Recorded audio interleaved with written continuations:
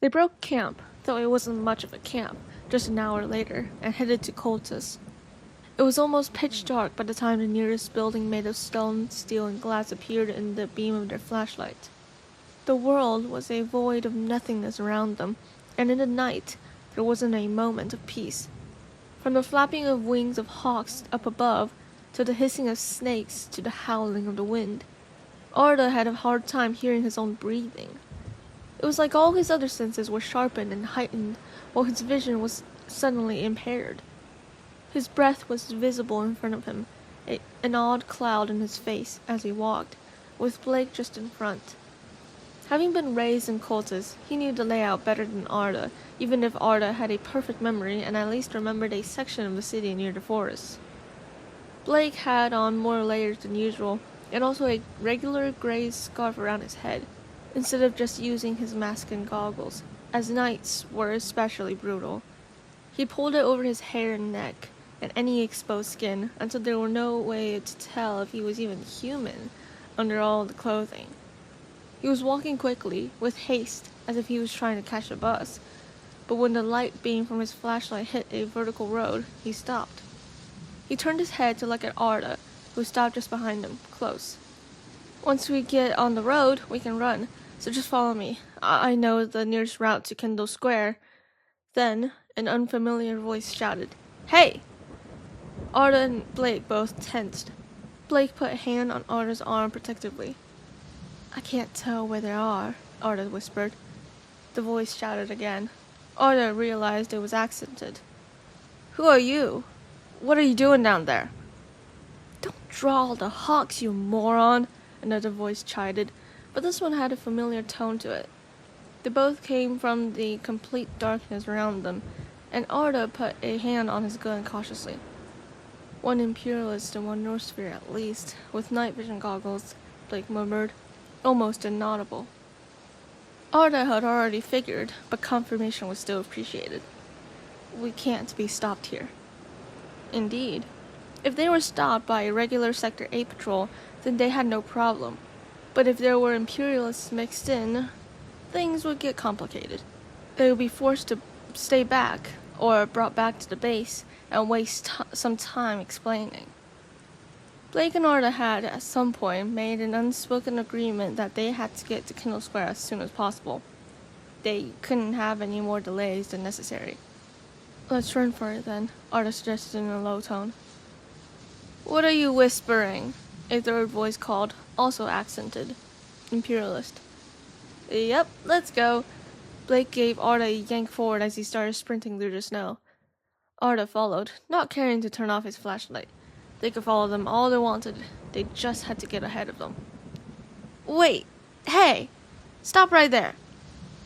Blake made a giant leap and landed sideways on the road, taking off, the wild movement of the flashlight beam marking his vague location. Arda followed, jumping high and letting his boots catch him, then kicked off. Brief, dim blue lights flashed with every step from his footwear. An earthquake shook the ground, but thankfully, Arda avoided falling as he slowed down just enough for the worst of it to be over, before bucking it towards Blake again.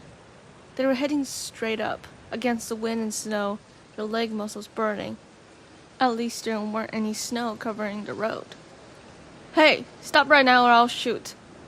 Neither of them replied. If they did, or even tried to, it would only complicate things. The wind seemed to try to topple him down, dozens of meters distance from the ground. The snow landed on his face and tried to blind him. They were running through almost complete darkness, with only a translucent road as a guide, and Blake's flashlight and boots up ahead.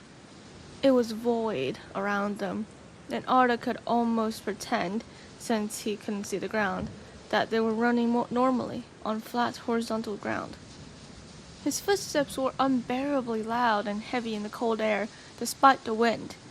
He could feel the road shaking just the slightest bit from his own and the others' feet.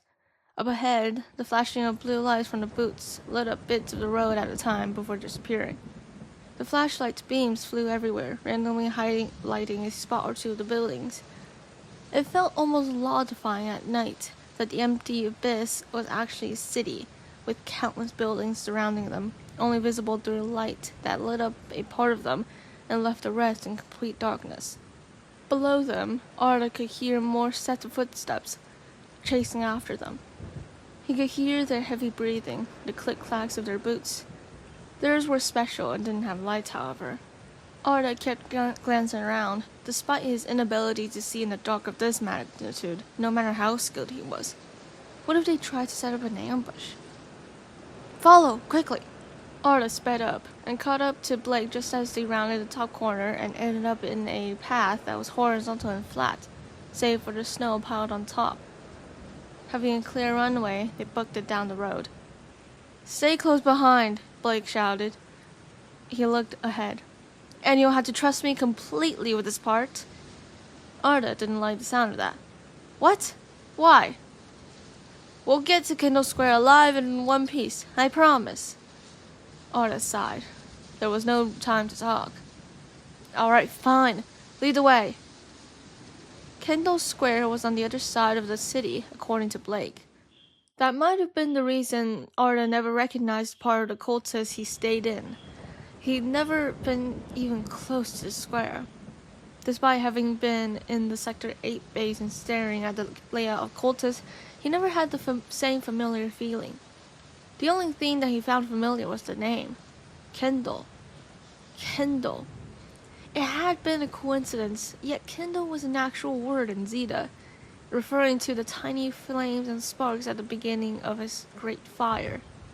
On Earth, that had not been a word. Though he might have found the word familiar, it could have been named Kendall Square for entirely different reasons. Plus, his perfect memory had, evidently, never been perfect. Arda, jump! He snapped back to reality. What? Blake glanced over his shoulder, and though his face was entirely covered, Arda somehow knew he was smirking. Just trust me, I promised you, didn't I? Then he bent his legs and suddenly jumped off the side of the road.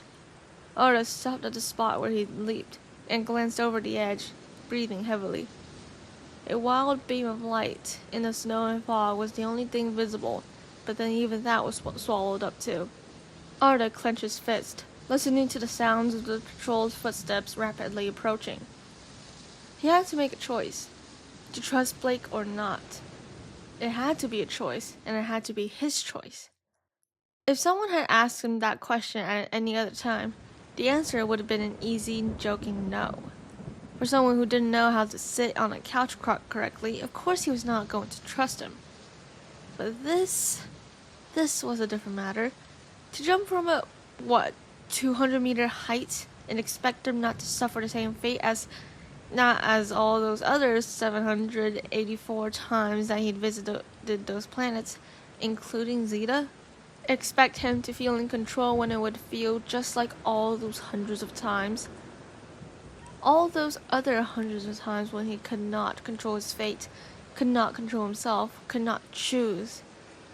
And after going through that train of thought, Arda was tempted to say no. No, he would not trust Blake. Anyone with some sense of logic would anyway. Yet that was the funny part. He was logical, and the most logical of them all, and yet he did. He trusted Blake to an inexplicable degree, with a fashion that he did not understand himself. When he thought about the hard, cold facts that there was no way to survive a straight fall into the ground from that height, and the terrible truth that he wasn't sure if following Blake's seemingly reckless example was a good idea, all popped out to him. But as soon as they did, they were pushed away, discarded, benched. They left a terrible taste in his mouth, and he disregarded them and pushed them to the side. It was like an instinctive reaction to such thoughts, yet he never remembered ever developing such a reaction. Every other nerve in his body was telling him it was just a 200-meter fall. He would survive anyway, and that he could trust Blake. He wouldn't just blatantly kill himself like that. Probably. The rest of them, the logical nerves, were telling him that Blake was probably dead if there wasn't anything to break his fall. And why would there be anything to break his fall? Why should Arda attempt it? The choice was simple, really. Arda steeled himself as the patrol got just within a few meters. still yelling like they were across an American football stadium. Then he stepped forward, his foot meeting thin air, and plummeted down through the fog, the wind in his hair, the snow in his eyes. He felt something sickeningly familiar rise up in his chest, as that feeling of zero-G caught up to him. Tiny liquid molecules in the air seemed to stab him with many spears, giving him the same feeling as having pins and needles. He could hear nothing except for the howling of the wind. He didn't even know if he was breathing. Arda tried to twist himself around and scan the surrounding buildings and roads with his flashlight. However, his vision was clouded, black edges pressing in, his ears ringing, his whole body relaxing, and he was suddenly struck with that feeling. Hopelessness, loneliness, like a wooden stake in his heart. He felt it ache as he looked around and only saw blank, dark space. His senses were dulling. He felt as though he was about to fall asleep, despite all laws of psychology. He'd never been normal anyhow. Arda felt his eyes closing, his body shutting down, an odd thought crossing his mind. On the 785th time, it was easy to just fall asleep. Old habits die hard, as they say.